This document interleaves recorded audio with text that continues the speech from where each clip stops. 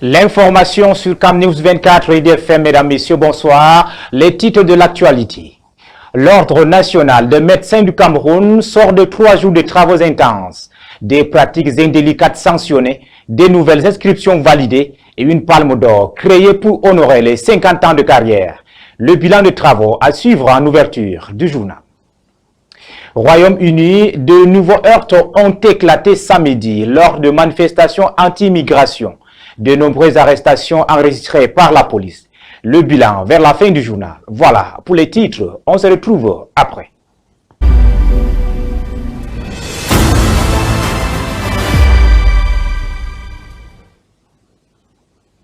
Mesdames, Messieurs, vous faites bien de vous informer sur Cam News 24 RDFM en direct de Garoua, dans le Nord-Cameroun, et merci de choisir nos antennes. L'Ordre national de médecins condamne fermement le vol des nouveau-nés dans les hôpitaux. L'institution affine sa démarche qualité pour des nouvelles inscriptions validées au tableau de l'ordre et une palme d'or vient de récompenser les praticiens ayant franchi le cap de 50 ans d'expérience. Janice Okamga et Michel Foucault pour les précisions.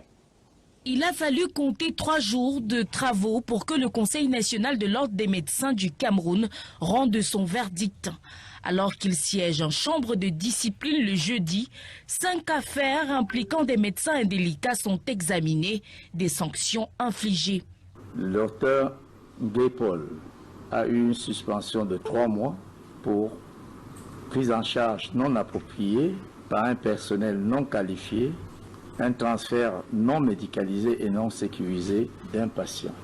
Le docteur Fouandi a également écopé d'une sanction de 3 mois de suspension au motif d'un rapport médical de complaisance au profit des joueurs d'une équipe de football de première division. Un autre médecin installé en clientèle privée écope d'un blâme pour non-respect d'échéancier de solde pour un engagement pris devant le Conseil pour la réparation d'un dommage corporel. Il dispose de 6 mois pour solder sa créance.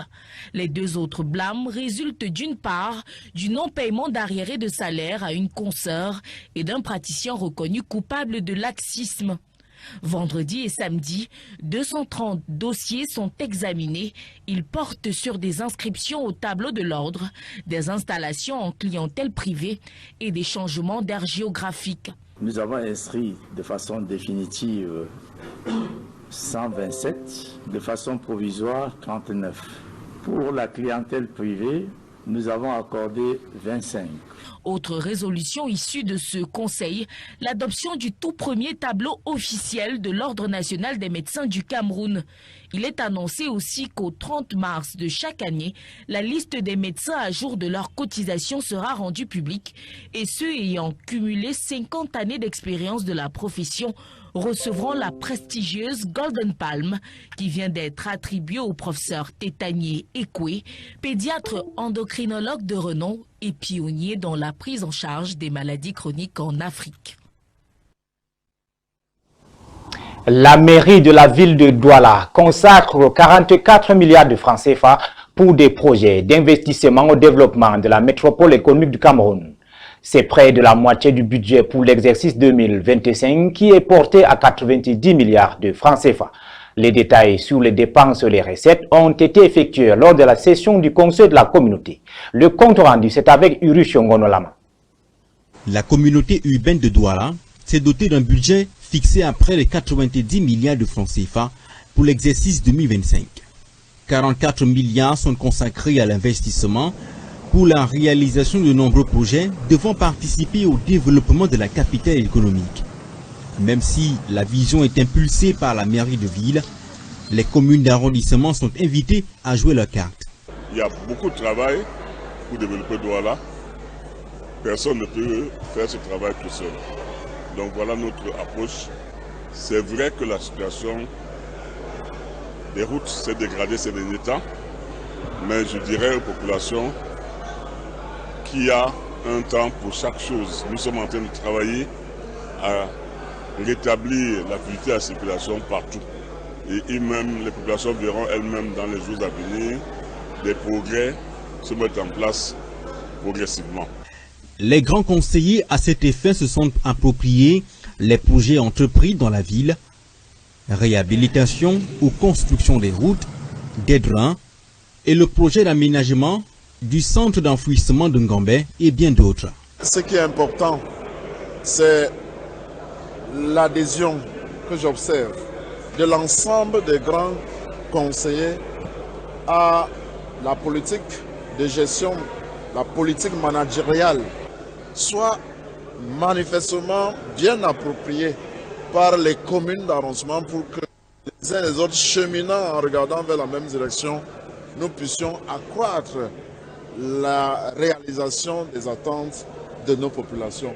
De nombreux services ont contribué à la hausse du budget, notamment les permis de construire, la fourrière municipale et le droit d'occupation d'espaces et de stationnement.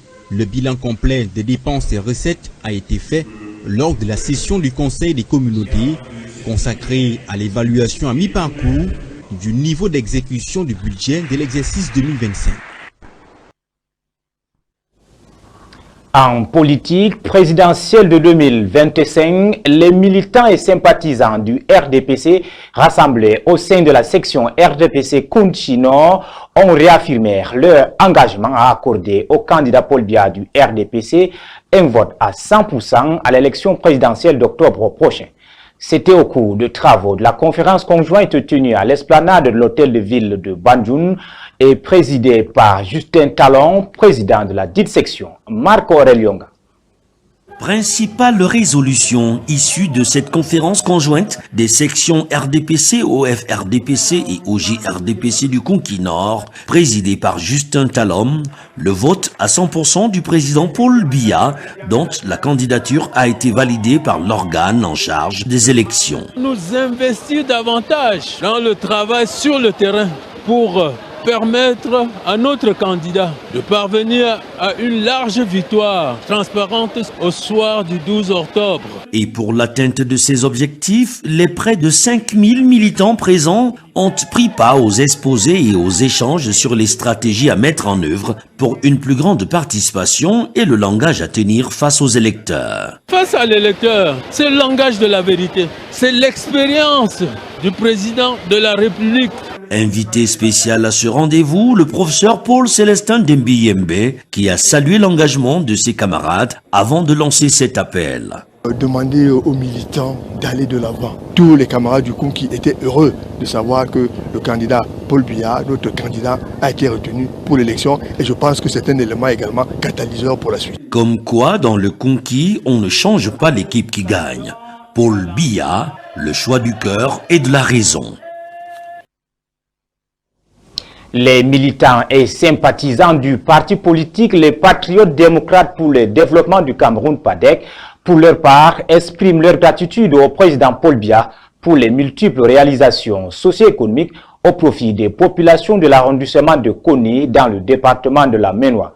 Le président du PADEC, le ministre Jean de Dieu Momo, a réitéré son soutien au président Paul Biya.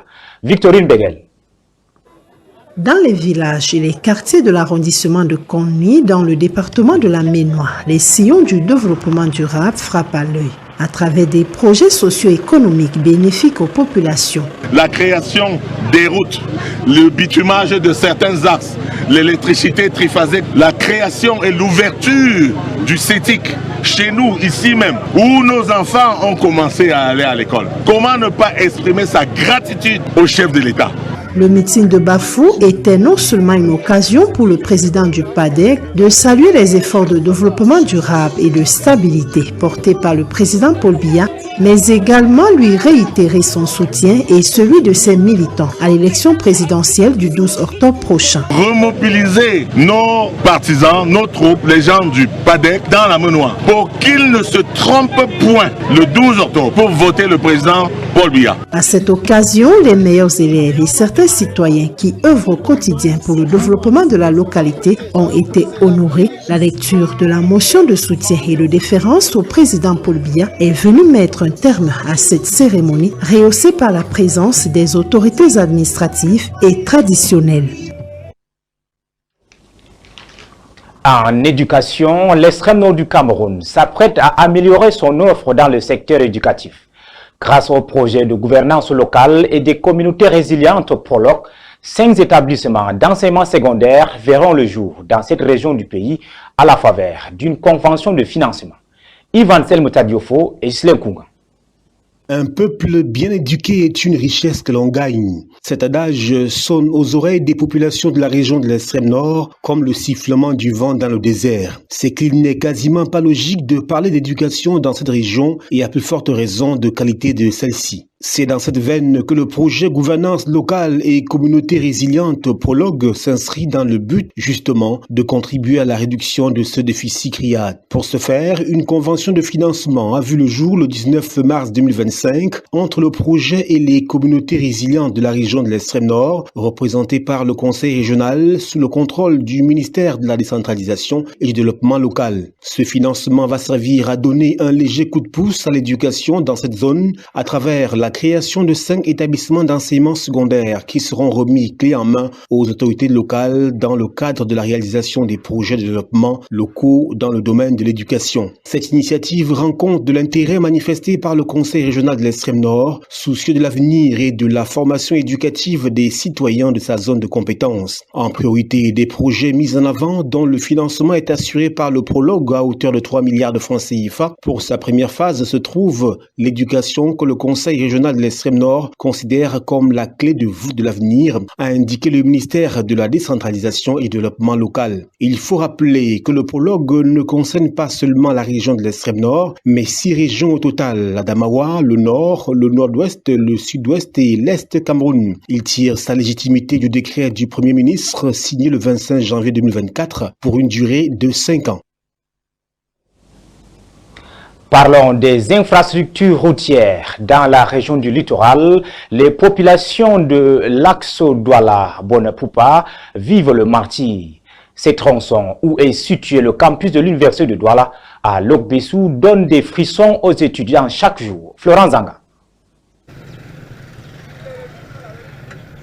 L'image parle d'elle-même. Ils sont étudiants à l'université de Douala, campus de Lokbessou. Comme tous les usagers ici, il faut pousser la moto si l'on veut arriver à l'heure. La raison, c'est le mauvais état de cette route qui va de PK14 à PK21. C'est catastrophique parce qu'avec l'état que vous voyez, il n'est pas du tout facile à l'accès à accéder à son domicile. C'est tellement désagréable pour nous de voir une route qui mène à l'université et qui ne nous honore pas. C'est très pitoyable.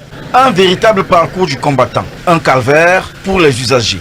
Ici là même pour travailler c'est tout un problème. Arriver même c'est tout un problème. Quand il pleut même c'est très grave. La conséquence première, la voici. Ils sont en majorité étudiants, bloqués par les bouchons. Il faut passer près d'1 heure pour parcourir ces 500 mètres d'embouteillage à défaut d'aller à pied. Nuit et jour avec les embouteillages. Je suis là depuis 7 heures. Il doit être environ 8h15. Je suis déjà arrêté au campus. L'état de la route ne nous permet pas de trouver la moto aisément. C'est vraiment compliqué, très délicat. Les secousses, les creux, vraiment c'est pas facile. Les fois on programme les cours, regardez à l'heure que j'arrive. Sans parler des embouteillages, des creux et tout et tout. J'ai passé tout mon temps à marcher depuis 14. Parce que moi je suis loin du côté de Niala. La moto m'a laissé à 14 et dû au transport. Parce que de 14 pour ici, là, on dit 300 francs une personne. Le transport est passé du simple au double sur cette voie qui mène dans le département du Nkam, avec ses interminables nids de poules, comme ici, au lieu d'y chercher le mot. On roule comme ça, on ne peut pas passer toute une semaine sans changer le roulement 2 fois. Et nos étudiants qui ont porté 100 francs pour arriver, nous sommes obligés de les prendre même à 250 parfois. Avant on portait à 150, comme la route est gâtée, toi-même tu vois l'état de la route, on porte à 200, 250. Le tarif est monté de 100 francs quand j'étais en première année, maintenant c'est à 300 pour quitter de PK14 à PK17. Maman, les prix ont augmenté, ça varie. Je prends presque 2 motos pour arriver ici chaque matin, c'est trop, c'est difficile. Très étonnant pour les populations, elles disent que la route est en chantier depuis près de 10 ans. Jusque-là, rien n'a bougé. Tout le temps, notre cher ministre arrive ici, il fait des trucs, mais on s'en rend compte que c'est comme c'était que on ne comprend pas, les entrepreneurs ne font rien, et on voit les engins en route, on ne travaille pas, on ne comprend rien. Et ça devient vraiment très embêtant pour nous, vraiment. Le sort de ces étudiants et des populations riveraines ici repose dans les tiroirs du ministère des Travaux publics. Nous restons dans le cadre des infrastructures, mais cette fois-ci du développement, pour dire que la ville de Bachéo, dans la région du Nord, se réinvente grâce à des initiatives ambitieuses qui transforment son visage et améliorent sa qualité de vie. Un modèle de gestion efficace et d'innovation pour un avenir prometteur. Boubacar Adam. Bienvenue à Bachéo, une commune dynamique située dans le département de la Benue, région du Nord. L'année 2024 a marqué un tournant décisif pour cette municipalité en pleine transformation qui s'engage résolument vers un avenir promoteur. En 2025, Bachéo se dote de nouvelles ambitions grâce à plusieurs initiatives stratégiques. La commune a su transformer son infrastructure routière et hydraulique tout en promouvant l'éducation et en renforçant l'accès aux soins de santé. Au cours de l'année 2024, 40 projets budgétisés ont été exécutés avec succès, témoignant d'une gestion rigoureuse des finances publiques. Un bilan impressionnant présenté lors de la session extraordinaire du conseil municipal du 28 mars dernier, salué par l'ensemble de la population. Sur le terrain, à l'œil nu, Bachéo est en train de se développer. Je tire un coup de chapeau à cette occasion à l'exécutif communal et particulièrement à M. le maire. Le rapport annuel de la commune révèle un taux d'exécution exceptionnel de 93,15%. Un résultat qui ne passe pas inaperçu auprès de la tutelle et des partenaires qui ont exprimé leur soutien indéfectible à l'exécutif municipal. Je tiens à vous dire que c'est une constante au niveau de la commune de Bachéo. Depuis pratiquement 8 ans, les taux de réalisation de la commune à l'occasion de comptes de gestion du maire et du référent municipal ont été toujours au-delà de 90%. Ça prouve combien de fois l'exécutif applique les textes à la lettre et est très bien accompagné par les partenaires, les autorités administratives et les sectoriels. Je ne suis pas surpris. Pourquoi? Parce que la commune de Bachéo respecte à la lettre les consignes qui sont mentionnées dans la lettre circulaire conjointe, mine des vers, mine fi, qui encadre la préparation des budgets communaux. Donc, dès qu'on respecte ces consignes, on a forcément un budget réaliste. Et comme c'est un travail d'équipe, dès que chaque maillon joue son rôle, le résultat est là. Bachéo a été sélectionné parmi les communes bénéficiaires du projet Prologue avec une enveloppe généreuse de plus de 174 millions de francs CFA. De plus, le fonds routier a octroyé 80 millions de francs CFA à cette commune. Ces investissements sont autant d'opportunités pour renforcer le développement économique et local et améliorer la qualité de vie des citoyens. Bachéo s'affirme ainsi comme un exemple de bonne gestion et d'innovation au service des habitants. À l'étranger, Royaumes-Unis, nous vous le disions à l'entame de cette édition d'information, mesdames et messieurs, des nouveaux heurts ont éclaté samedi lors de la manifestation anti-immigration. La police a procédé à des arrestations. Des manifestants qui appelaient à une rémigration massive, mais aussi des groupes de militants antiracistes ont afflué dans le centre de Manchester, dans le nord de l'Angleterre, lors de la marche par la formation d'extrême droite Britain Fish, suivant le récit de Natalia Odicharia. Dehors, hors de nos rues. Ils le disent sans détour, ces manifestants réclament le renvoi des migrants présents en Angleterre lors d'une manifestation anti-immigration. Organisée par un parti d'extrême droite, Britain First, des centaines de personnes ont défilé dans les rues de Manchester. Nos hôtels sont remplis de migrants. Nous avons nos propres sans-abri dans les rues qui mendient pour manger, mais qui n'ont nulle part où vivre.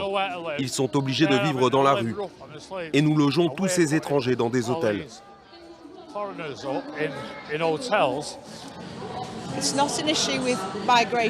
Ce n'est pas un problème lié à l'immigration en soi. C'est l'immigration illégale que la plupart des gens désapprouvent. Et la façon dont cela affecte le système britannique, nos traditions, notre mode de vie. Une contre-manifestante s'est invitée au beau milieu de cette foule, moquée par les manifestants anti-immigration. De l'autre côté de la rue, des pancartes se sont hissées par dizaines en soutien aux migrants et contre l'extrême droite. Je ne veux pas voir des gens remplis de haine dans les rues de Manchester. Nous ne voulons pas de division. Nous voulons que les rues soient sûres pour nos enfants. Même s'ils disent que nos enfants sont en danger à cause des réfugiés, ce qui est un mensonge éhonté. Cette nouvelle manifestation survient après les émeutes anti-immigration qui ont secoué le pays l'année dernière. Fin du 20h de ce lundi 4 août 2025 sur CamNews 24 IDFM en direct de Garoua. Mesdames, Messieurs, merci pour votre fidélité et surtout, passez une excellente soirée en souriant toujours à la vie.